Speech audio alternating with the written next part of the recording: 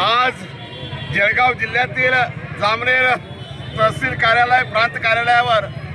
आज अनुसूचित जाती आरक्षण वर्गीकरणाच्या महत्त्वपूर्ण विषयाच्या मागणीसाठी या ठिकाणी प्रचंड असा महाकाय मोर्चा या ठिकाणी अनुसूचित जातीतील सर्व समाज घटकांना घेऊन या ठिकाणी संपन्न होतो आहे। आम्ही या मोर्चेकऱ्यांच्या माध्यमातून शासनाला कळवू इच्छितो की या ठिकाणी 1 ऑगस्ट 2024ला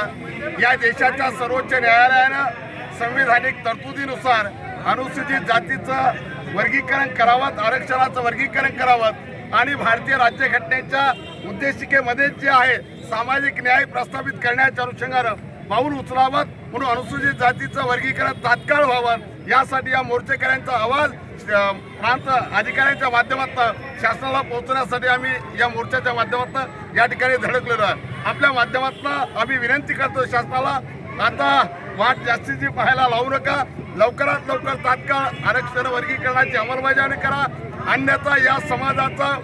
गेली अनेक वर्षापासून जो उद्रेक आहे हा उद्रेक पुन्हा संपूर्ण महाराष्ट्रभर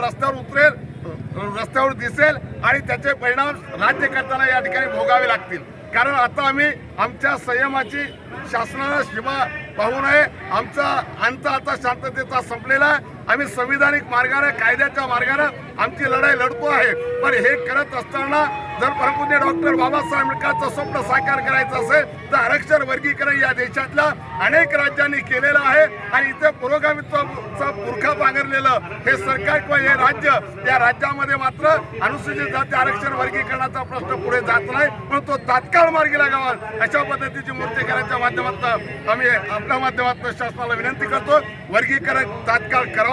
अन्यथा आम्हाला नाविलाजानं संपूर्ण महाराष्ट्रावर अनुसूचित जातीतील उपेक्षित वंचित असणारा संपूर्ण समाज रस्त्यावर आम्ही उतरल्याशिवाय राहणार नाही अशा पद्धतीचा इशारा विनंती शासनाला करतोय आणि थांबतोय।